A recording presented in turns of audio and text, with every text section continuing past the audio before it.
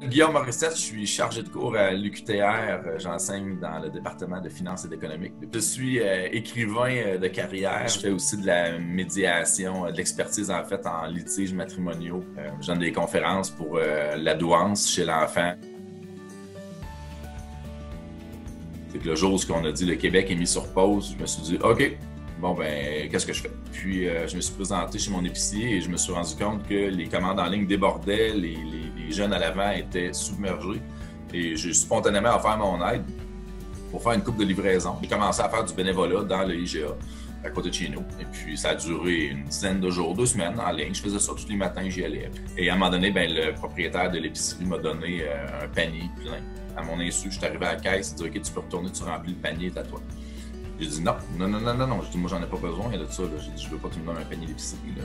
Fait que je suis retourné chez nous, j'ai cogité qu'est-ce que je pouvais faire avec un panier d'épicerie plein, puis on s'est rendu compte qu'il y a des organismes en ville qui pouvaient utiliser la nourriture. On a contacté Tandem et puis la présidente de Tandem nous a mentionné que ça tombait à point parce qu'elle avait une clientèle qui était confinée et n'avait pas accès à de la nourriture.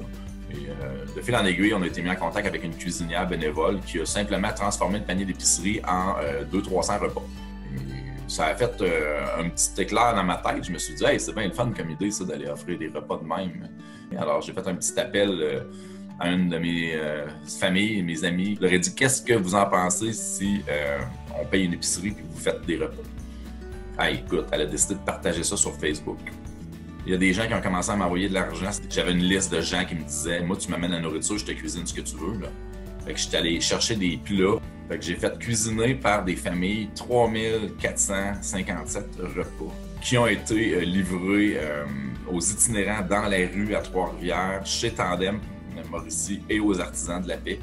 Il y a quelqu'un qui m'a croisé dans la rue qui m'a dit Hey, t'es-tu le gars qui fait les livraisons? J'ai vu passer ça à la télé. J'ai dit Oui, c'est moi. Il dit Attends un peu. Il est allé dans sa boîte de pick-up. Il est sorti de sa boîte de pick-up. Il m'a donné un gallon de purée.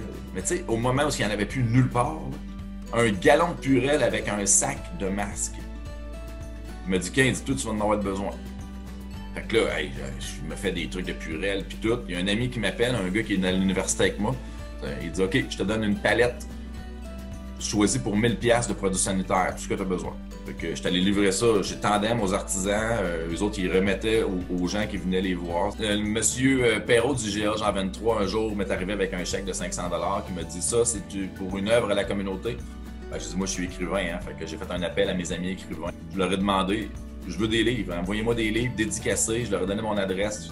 Mais ça a été beaucoup plus loin parce que là, j'ai commencé à recevoir des livres. Ça dépassait la quantité que j'avais prévue au début parce que j'avais du monde qui m'en donnait. On a regarni au complet la bibliothèque de la Maison Carignan avec 72 livres flambant neufs d'écrivains québécois. On est allé les livrer là-bas. C'était très émotif. La philanthropie de cet acte-là a dégénéré en une boule d'amour qui venait de plein de monde. Fait que c'est ça mon projet. J'ai aidé le IGA qui avait des surplus de commandes en ligne. C'est ça que j'ai fait. Le monde après ça, ils ont fait ça comme ça. Prendre du café. Je vais écrire là-dessus à un moment donné, c'est certain. Je vais écrire, j'ai un projet déjà, je sais pas comment je vais virer tout ça. Parce que j'écris du polar, mais ça serait une belle histoire, ça, en maudit.